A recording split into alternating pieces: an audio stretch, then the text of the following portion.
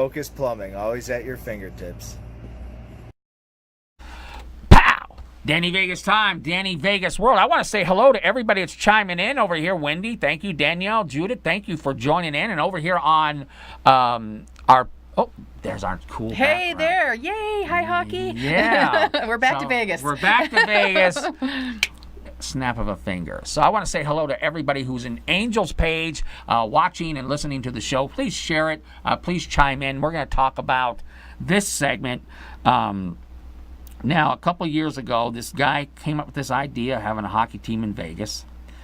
I don't know how everybody first thought yeah, okay. But to our chagrin, he made it happen. Absolutely. And playing in T-Mobile, which Yep. is the brand new, spanking new, Phenomenal facility Yep. that MGM just cut the check for. Yeah. Isn't it amazing when there's people in a town that can write $1 billion check? Yeah. It's amazing. And we got guys in this town, That can and write gals. it. We have Yeah. gals who can write $1 billion check. They got the franchise to the National Hockey League. Really the first, if you're not in Vegas and you're watching this years from now, whatever, it was really the first professional, top tier Exactly. professional team to come in to Vegas. And I think yep. it was the linchpin that led to the Raiders. Absolutely. That they're building the stadium a stone's throw away from here. Yeah. Another amazing facility going in. Another amazing Incredible, facility. yeah. And we got the team, and they named it the Golden Knights. Mm-hmm. And there was a big hoopla, la, and all that. Oh, yeah. But what's the most shocking thing that happened here is, because we all know what happens on the franchise teams, the first time they come in, the brand new teams, they usually just get their asses handed to them. They're bombed. Yep. For the Yep. first few years until they get some players. And some franchise teams never get off that bubble because they just can't get the players or whatever. This team, the Vegas Knights, I believe they're in first place. Or they're close to it. Yes. They're wavering back and forth between first and second, but in the West they are. Yes. Right. Yes. They are going to the playoffs. Oh, they're amazing. Yes. Yeah. No doubt. And they are, it was kind of like, I think they won their first 8 games. Yeah. Everybody's like, what's What going is on? going on? I think we were all waiting for the shoe to Yeah. drop. Yeah. It has not dropped. Nope. They are in the West. They're going to the playoffs. And I think they've beaten, no team has really had their number. They've beaten every team out there, I believe. And they are, it would not be shocking. It would be shocking, but they can go to the Stanley Cup. Oh, absolutely. Yeah, absolutely. It's been the fairy tale. It's been the dream. Nobody even believed that they could bring a team to Las Vegas, first of all. And then that they could get decent players to Las Vegas, and then let alone play a hockey game and be competitive. Right. So it's absolutely amazing. And if you ever attend a game, if you haven't, you should. But just the energy inside pretty much tells you why they're winning. I swear they must feed off that energy. It's got to be. It's incredible. Now, I will tell you straight up, watching a hockey game live is different than watching on TV. Oh, of course. It's a lot different. I took my wife to a hockey game when the Wranglers were the little minor league team in town. Yeah. She'd never been to a hockey game in her life. You know what happened? She was down there watching. You know how the groupies get to the glass watching the players going out? She was banging on the glass. She was banging on the glass, trying to take pictures. And I'm like, you're a groupie. Come back up here. She had so much fun at that hockey game. Watching a hockey game live is incredible. And we have our own NHL team in this beautiful facility, which is more kind of like, it's just unbelievable. It's not this wide thing where when you're in the nosebleed, you're a mile away. You are really above all the action. The view is amazing no matter where you sit. And just the energy is just, I can't even describe it. You have to go. Now, you have to go. My question is, in your opinion, how did this happen? Was it because, Vegas is not Sweetwater, Oklahoma. Right. Okay, man, I'm maybe I'm a great player.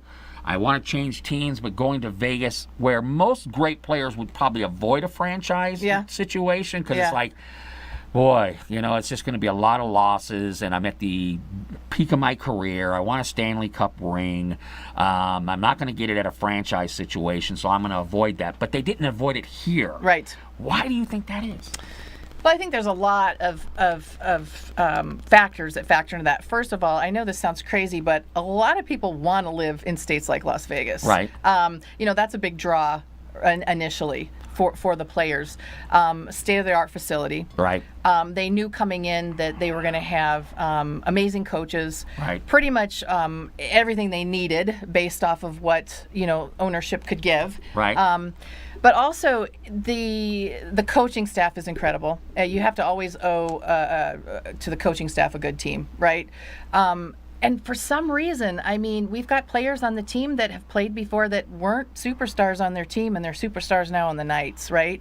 They just have a gel. They just and they just play together, and they have a drive. And I almost think because people were telling them they couldn't do it, right, that has actually driven them further. They were the underdogs. Right. And sometimes the underdogs are the ones that I don't want to say work harder, but it takes something inside of you to win and to play your best. And I just think that the team has it, and it just shows. And it's so interesting because as the season is progressing, it's like, okay, the Boston Bruins are coming to Vegas. And the Boston Bruins are an iconic institution that has been around for decades. Yep.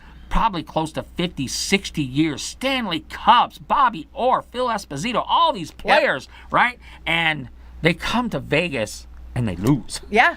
It's shocking. They lose, and it's just amazing, and it's so You're glowing right now. You're glowing, Angel. It's so exciting to finally be on the map and not be in one of those, states that we are the state now. Yes. And you go anywhere right now and travel for hockey, and all the little kids are wearing Golden Knight jerseys. Right. I mean, it doesn't matter if it's East Coast, West Coast. They all want the jerseys and wear them. It's huge. What's amazing, and this is why the owners are finally. And the big thing with sports teams in Vegas up until now was all the years it's like, so it's sports betting. You can't bet on sports. You're going to put these players where people, and they finally just said, well, I guess it don't matter anymore because people can bet online, and they finally got over that hump.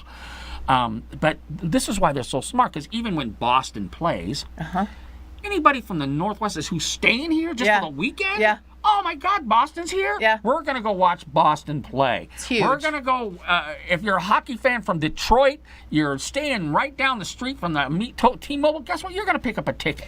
And you're going to go. And that place is packed every night. It's brilliant. I said the same thing about the Raiders. People are whining and crying about that. And I'm like, everybody that has a football team is going to be in Vegas, and they're going to play one of their teams at one time. And so, the games are going to be packed. I mean, it's going to be the same, the same scenario, and it's awesome. When the Detroit Lions come here to play, people in Detroit are going to say, "Let's go to Vegas for the weekend and watch the game." Heck yeah, let's get out of the snow and go watch, and go to Vegas for a little bit. And it's for so long we couldn't get a sports team here because they were all worried about the betting and stuff like that. Now we have the Knights, and let's not forget about the women's basketball team. I was just going to say, how phenomenal is that, right? The Aces are going to be here. Mm-hmm. We now have a semi-pro soccer team, the Lights. They're playing at Cashman.